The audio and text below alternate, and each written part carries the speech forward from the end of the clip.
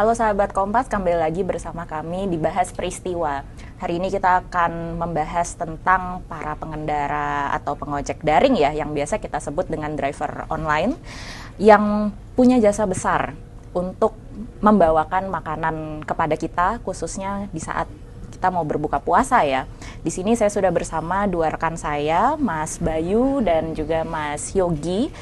Bersama dengan saya juga bertiga kami sempat menulis artikel di hari Minggu kemarin mengenai perjuangan para pengendara daring, para pengojek daring dan juga orang-orang yang membagikan takjil gratis. Tapi sebelum kita sampai ke sana, kita mau ngobrol dulu bagaimana sih sebenarnya cerita dari para pengendara atau pengojek daring itu ya, perjuangannya di jalan sampai akhirnya sampai di rumah para customer untuk memberikan makanan yang sudah dipesan.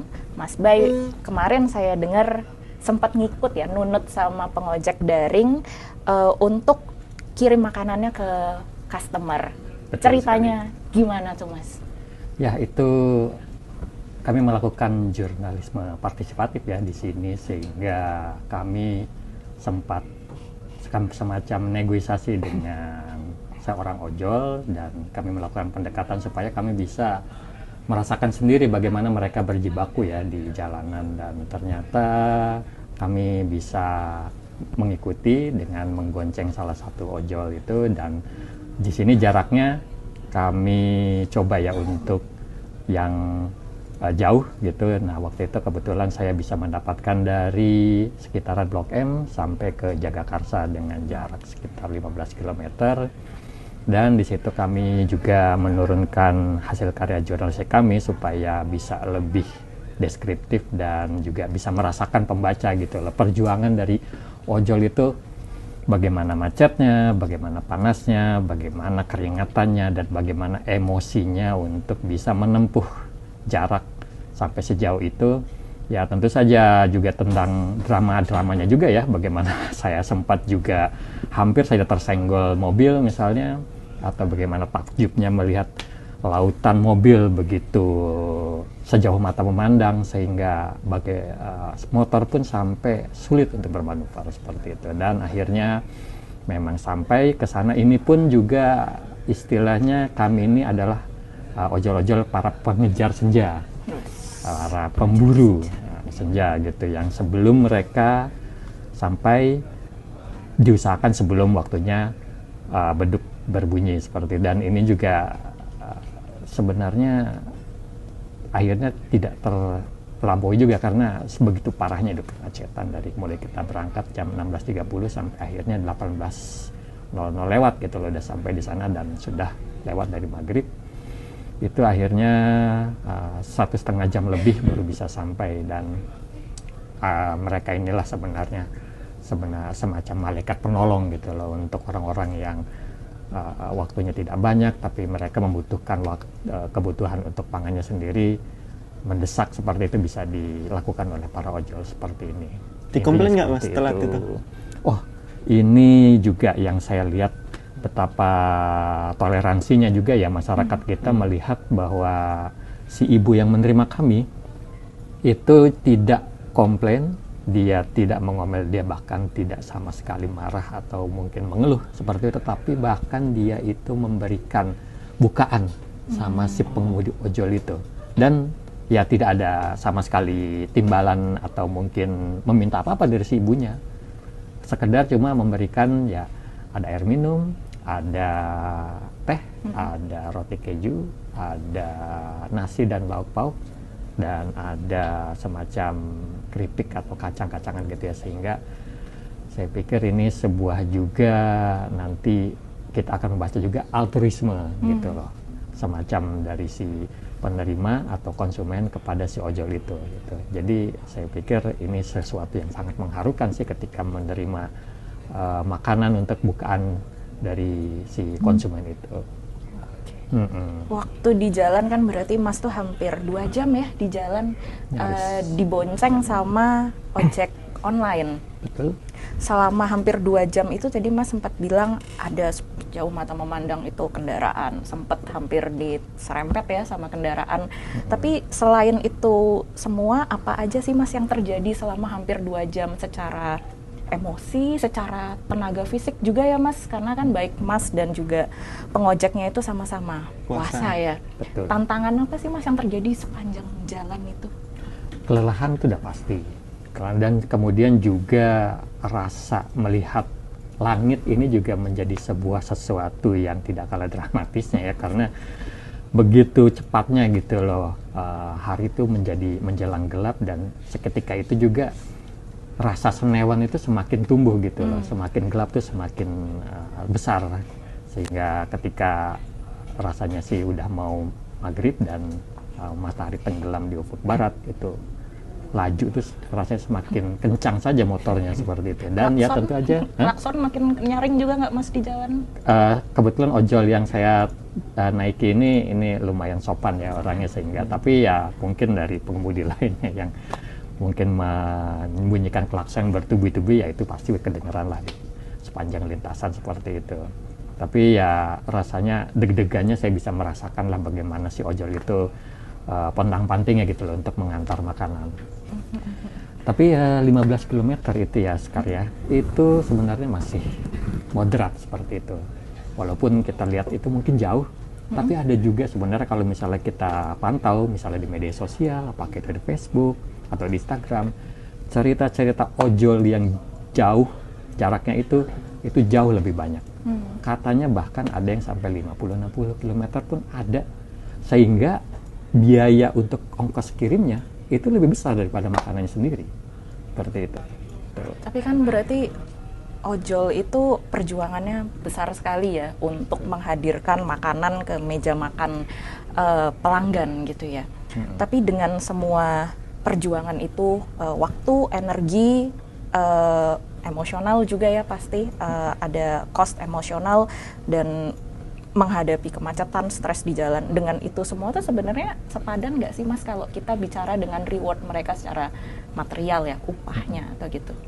Baik, saya kalau dari perspektif saya sendiri ya, mungkin saya kasih gambaran saja bahwa yang diterima si ojol yang saya boncengi itu sampai 15 km itu sekitar Rp39.000.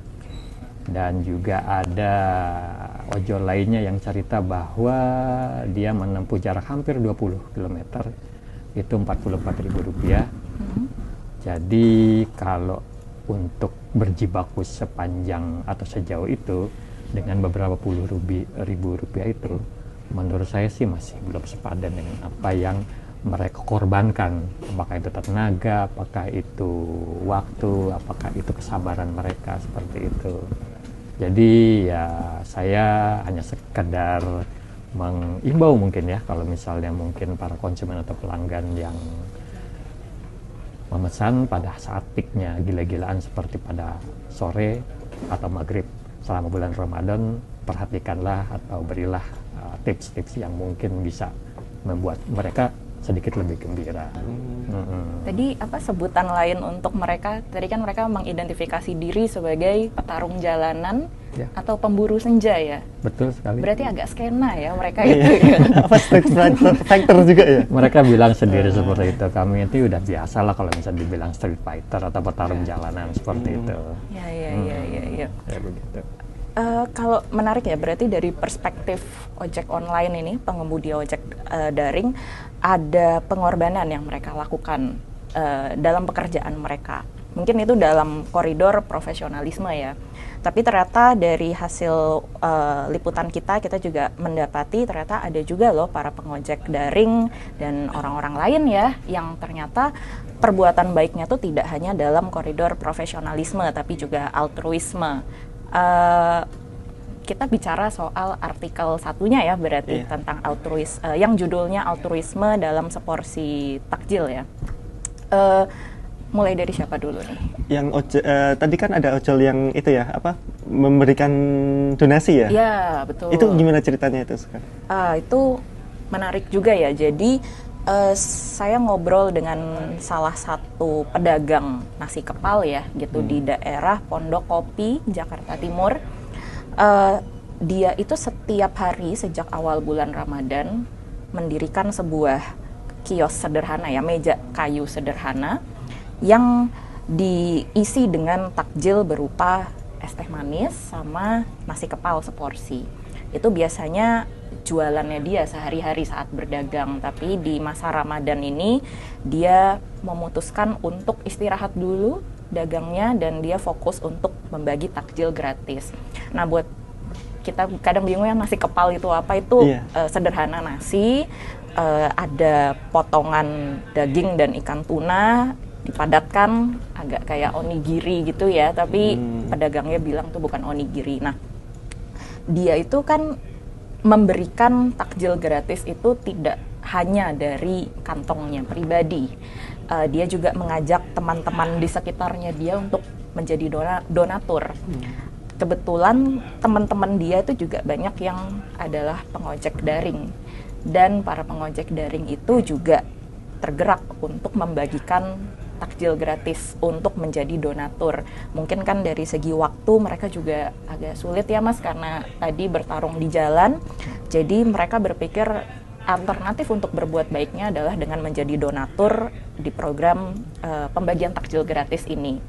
Jadi mereka menjadi donatur, lalu diatur oleh narasumber saya, dikelola, kemudian diolah menjadi takjil berupa nasi kepal dan juga es teh manis itu. Nah, menariknya donasi ini tuh tidak besar ya jumlahnya. Jadi dibikinlah paket donasi 5.000 sampai 10.000. Jadi siapapun bisa berdonasi, walaupun kondisi dompet mungkin lagi tidak memadai ya, termasuk pengojek daring ini. Saya sempat wawancara salah satu pengojek daring, dia humble ya, dia tidak mau menceritakan berapa sih jumlah yang mau dia sampaikan atau dia donasikan, tapi dia hanya bilang kalau saya ada rezeki lebih, saya pasti akan sumbangkan. Karena saya selama di jalan, selama mengojek, itu sering sekali bertemu orang-orang baik yang ngasih takjil. Jadi dia berpikir, saya sudah mendapat kebaikan, saya juga harus memberikan kembali kebaikan itu. Nah, itu menarik ya, pengojek daring bukan hanya baik karena profesional, tapi juga altruis di tengah keterbatasannya. Secara finansial tetap juga berbagi untuk orang lain. Menarik itu. Itu pengusaha apa sih yang diwawancarin? Dia pedagang makanan. Oh, pedagang makanan. Pedagang makanan di pinggir jalan, UMKM begitu. Emang biasanya dia bikin nasi kepal itu ya? Iya betul, dia bikin nasi kepal untuk berdagang tiap hari. Tapi untuk kali ini dia stop dulu. Nasi kepal yang biasa dia dagangkan, dia bagikan gratis gitu ke orang. Habis nggak kemarin? Wah habis, cepet banget habisnya. Jadi dia biasanya standby di lokasi itu sekitar jam 5 sore. Kemarin itu saya cuman perkara ketahan macet sebentar. Saya nyampe itu posisi udah jam 5 sore lewat ya. Itu posisi nasi kepala itu tinggal sedikit. Jadi dalam waktu dia hanya berdiri di situ 10 menit, sekitar 10 menit itu takjil yang dia bawa sekitar 50 sampai 70 porsi itu udah mau habis. Yang saya nilai itu berarti antusiasme orang ya untuk menerima itu besar juga, dan penerimanya tuh dari macam-macam kalangan. Ada yang warga sekitar ya yang lewat gitu, ada pengojek daring juga, ada pedagang sekitar dikasih takjil juga, dan ada kemarin itu kalau nggak salah dia cerita ada pemulung juga. Intinya orang-orang yang membutuhkan atau memang menginginkan takjil itu pasti akan dikasih sama yang ngasih takjil. Gitu, menarik. Yeah. Tapi saya dengar selain ojek itu ada juga tokoh lintas agama ya yang bagiin takjil. Boleh Mas diceritain itu? Itu pendeta. Sebenarnya sih di media sosial dia sering muncul ya, pendeta Victor itu. Jadi kemarin tuh hari Selasa sore gitu janjian, karena dia pindah-pindah titiknya, kalau tadi yang siapa namanya, Rahman ya, Mas Rahman, narasumber saya Rahman namanya. Mas Rahman kan di satu titik ya, kalau dia berpindah-pindah. Nah kebetulan kemarin tuh di jalan, sebentar saya lupa ya, itu di daerah di Cideng, jalan Belawan. Belawan. Itu di pinggir rel, istilah pemukiman di pinggir rel itu di situ ada yang pemulung, kemudian serabutan, ya, terus ada yang nganggur juga. Jadi sebenarnya sih banyak yang memberikan takjil gratis di situ, nggak cuman si pendeta itu ya, sebelumnya juga sudah ada. Nah, pendeta Victor itu sebelum di Belawan juga dia membagikan takjil di Tebet, kemudian juga di pinggiran rel di Tanah Tinggi di Jakarta Pusat juga. Nah, kalau yang di Tebet itu menariknya dia menggandeng ustadz juga untuk berbagi takjil. Nah, kalau yang kemarin juga dari Jumat ya, itu dia di Blok M dengan Najwa Shihab. Nah, yang di hari Selasa itu yang saya ikut sama dia itu dia sendiri sama tim relawannya dia, ya sukarelawan gereja gitu ya, membantu ke situ. Nah, di awal dia sudah memperkenalkan diri ke warga situ bahwa dia adalah seorang pendeta. Jadi dia menegaskan bahwa dia datang ke situ tidak ada maksud tujuan. Kalau kadang orang kan menganggap orang Nasrani atau Kristen datang ke suatu tempat untuk membagikan sesuatu ada kristenisasi ya. Itu sama sekali dia tidak mengajarkan. Alkitab pun dia nggak bahas gitu loh. Dia cuma menyampaikan bahwa di ajaran Kristen tuh bahwa Yesus tuh mencintai sesama itu tidak pandang bulu gitu loh. Entah itu agamanya, itu dari mana saja itu. Istilahnya kan ada ayat cintailah sesamamu seperti mencintai dirimu sendiri gitu kan. Nah, itu dia coba aplikasikan itu dalam kehidupannya dia gitu loh. Nah, dalam hal ini bagi dia itu pembagian takjil gratis itu bentuk penghormatan sekaligus pengaplikasian ajaran itu gitu loh. Nah, dan menariknya kemarin tuh yang menerima itu ada yang puasa, ada yang enggak. Jadi saya liatin lah, dibagi gitu kok udah langsung diminum gitu kan. Ternyata enggak, saya mas enggak puasa, memang dia Kristen gitu lah. Tapi di wilayah itu mayoritas umat beragama Islam yang menjalankan puasa. Nah, dia datengin ke pemulung juga karena selain itu tempat tinggal juga ada itu loh, istilahnya pengepul ya. Apa sih? Jadi bukan pengepul sih, pemulung yang dia ngumpulin barangnya di lapaknya dia gitu. Itu ada beberapa titik. Nah, dia jalan ke situ nyamperin, bukan yang pemulungnya datang. Tuh. Nah, kalau untuk pengumpulan takjil itu dia pakai uangnya dia pribadi, tapi juga ada rekan-rekannya dia gitu. Jadi para pebisnis yang mau berbagi ya udah dikumpulin itu. Nah, kebetulan kemarin tuh cuman kemarin tuh saya menemukan gini loh, kalau dia kan pesannya 200 paket ya gitu, tapi karena sesuai kebutuhan yang dibikinnya 100 gitu loh. Nah, itu biayanya sih kalau dia bilang sih antara 2 juta sampai 8 juta. Jadi per paket itu beda ya, karena tergantung, kan ada yang pemukimannya padat banget. Kalau kemarin memang itu nggak padat. Dan itu kan di pemukiman yang jalan di Cideng itu kawasan kriminal gitu loh. Terkenal di situ itu dulu itu apa ya, di situ kampung narkoba gitu loh. Mereka mengakui bahwa ya emang di sini emang kriminalitasnya tinggi mas gitu. Nah, ketika banyak istilahnya kayak pemuka agama datang ke situ ya mereka ada yang bertobat juga gitu.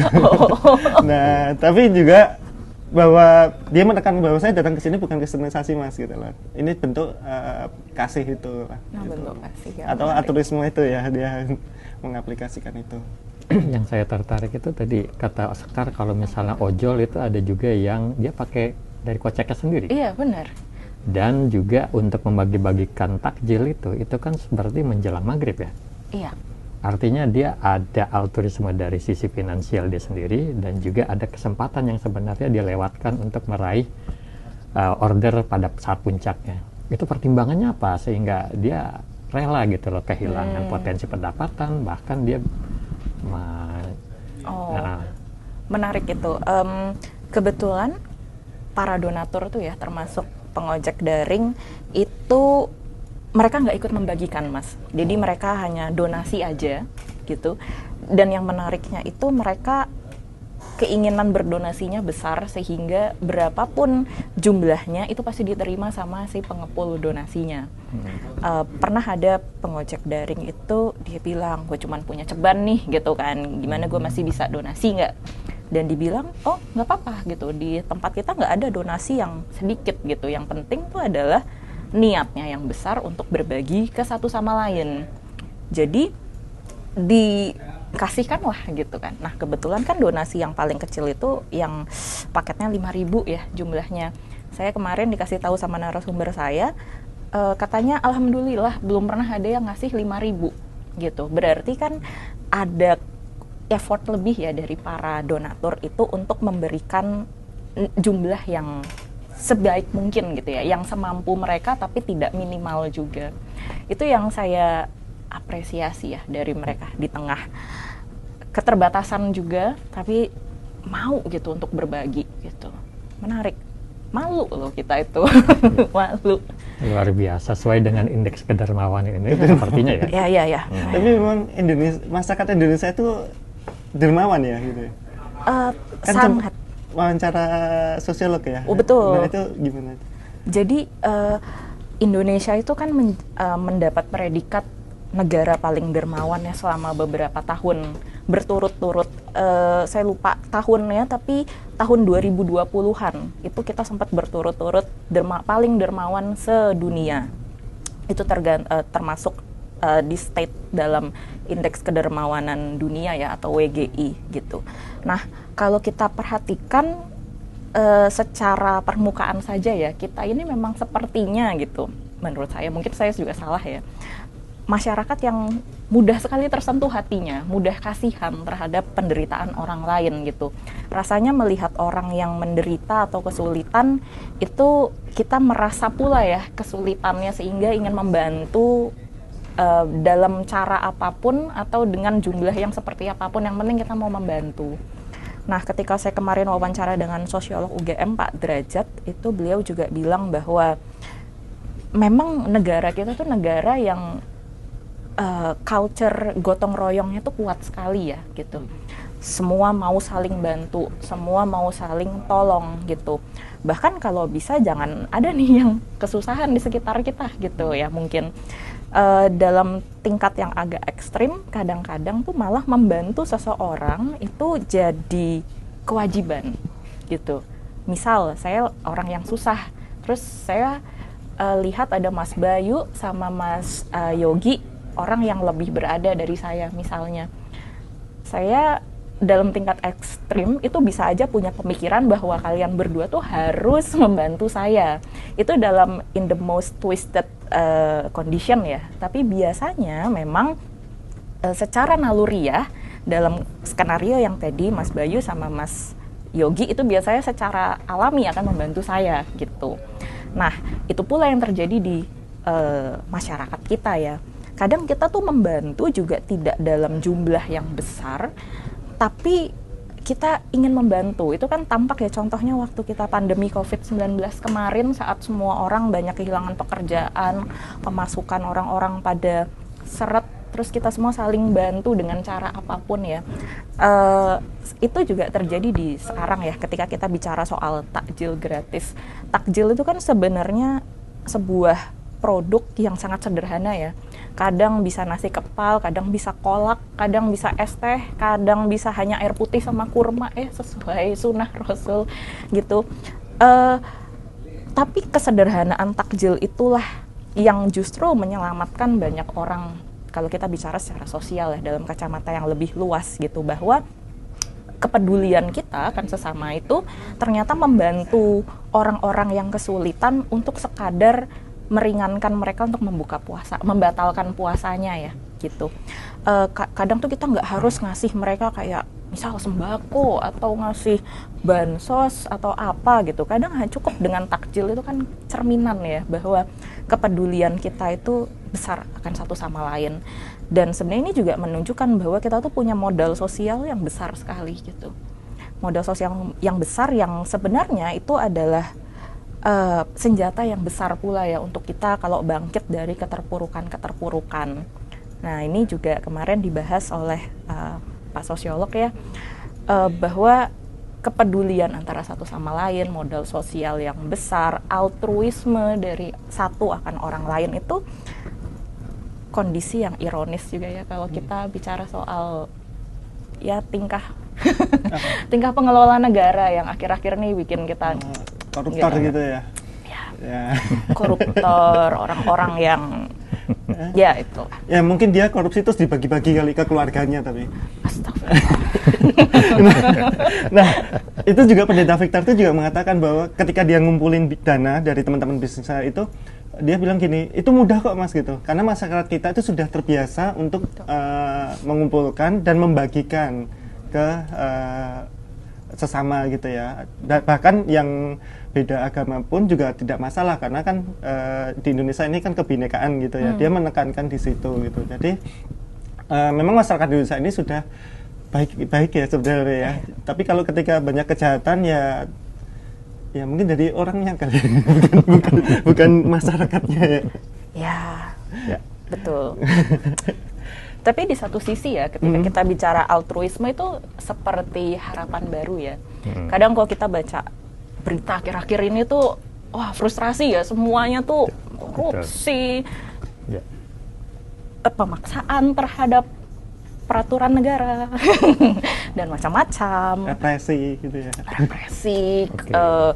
pembungkaman ekspresi, pokoknya kok kayak selama 2025 baru 3 bulan ya kan ini kan? Oknum. Oknum.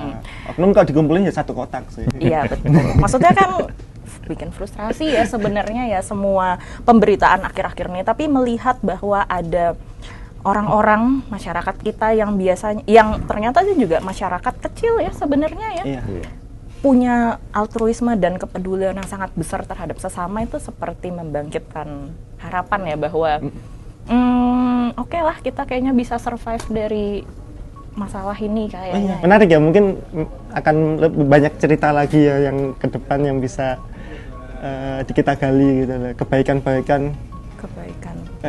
Betul. Oke sahabat Kompas, terima kasih karena sudah menyaksikan bahas peristiwa kali ini. Tetap simak artikel-artikel kami di Kompas dan sampai jumpa.